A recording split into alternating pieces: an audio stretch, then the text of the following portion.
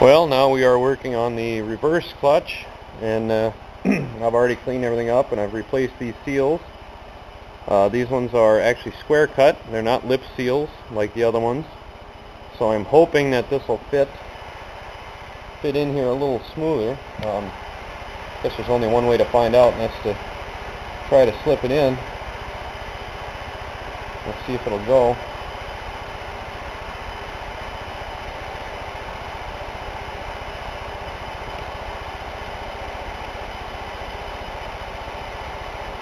I may have to use my homemade seal protectors on this one. Well, I know I said I was hoping this one would be easier because it had the square cut seals, but let me tell you, it wasn't. The inner seal was easy because it's got a little chamfer here. It's got nothing to catch on. But the outside has a nice little square ridge right there. And to get the seal around that, I actually had to start it a little bit cockeyed and then push the seal in all the way around very carefully with a screwdriver as I kind of worked it in. And that took a good bit of time. But it worked pretty good when I had it heated up, so we'll just go ahead and start throwing it all back together now, I guess. A little spring here, and now the wave washer. I gotta clean that one up. I'll throw that one in next. Alright, now I got the snap ring all cleaned up. I'm gonna go ahead and try to put this in. Now, if you're doing this, I would highly recommend getting the seal protector kit, because after doing 3 of these, I can tell you, without the proper tools, it is not fun. And a spring compressor, so you don't have to use C-clamps, would probably be nice.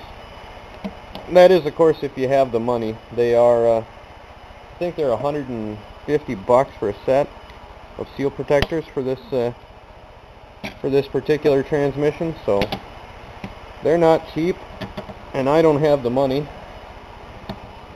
so I get to make do. But if you got the cash and you can afford it, go nuts. Still cheaper than a rebuild at a shop, even if you bought that part. Oh, let's see, wave ring, you suck. See, the spring is kind of slowing me down here. I should have a spring compressor on it, but you know what? I don't have one of them. So I'm doing it the hard way. See if I can work it around.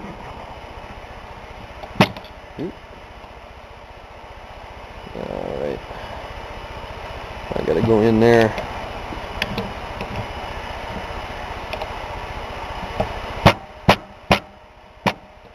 And snap ring snap. Oh, she ain't easy.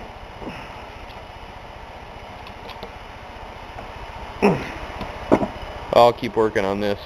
Well, it took some doing, but I got that snap ring all the way in.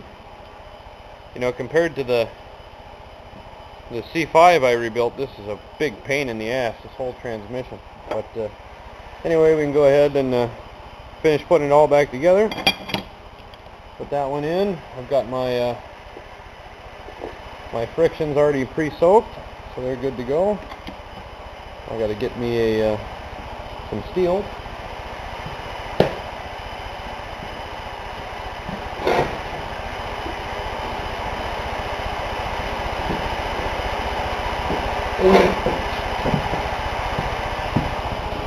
Alright, got my steels. And we'll throw a little bit of fluid on top there. And we'll just go one right after another. Throw them in.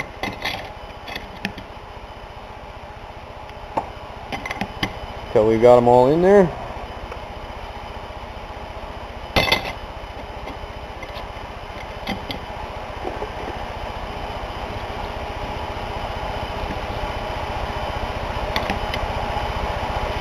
And then we can put the pressure plate in,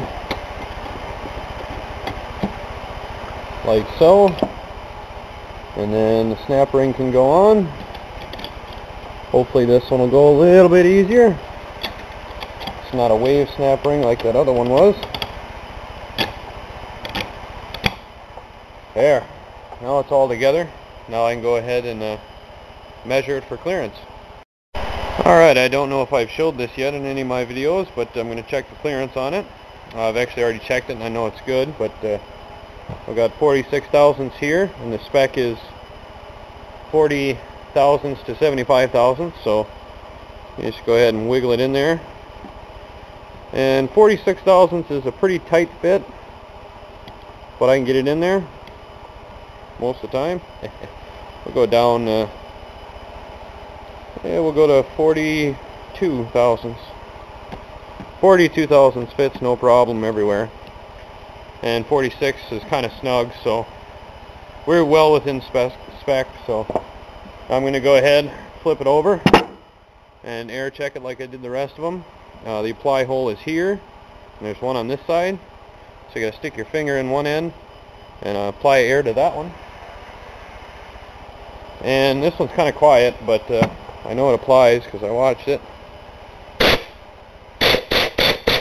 You can just barely hear it clunk. But I tipped it over this way. Let's see if I can do it this way. You guys can watch it. Maybe I can. I'm going to find my holes here.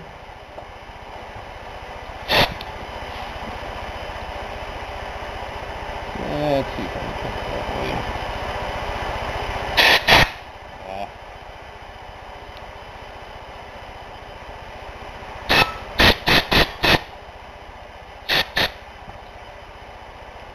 Tough to get it at an angle, but you get the idea. I know it works, and that's all that matters. So pretty much this one is all done. Put my little bearing back in there. Well, I guess I shouldn't put that in there yet. I gotta flip it over, and I gotta clean up the one-way clutch and all that, and put that back in. Forgot about that. Alright, I got the one-way clutch all cleaned off. Put it back together. It's pretty simple.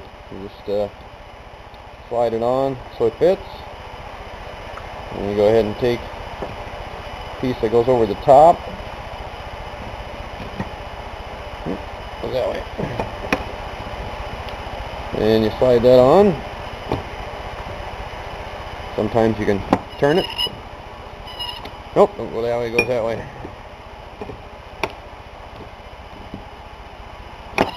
There we go. Now it only turns just the one way. You take your plate that goes on there and retains that, and grab your snap ring.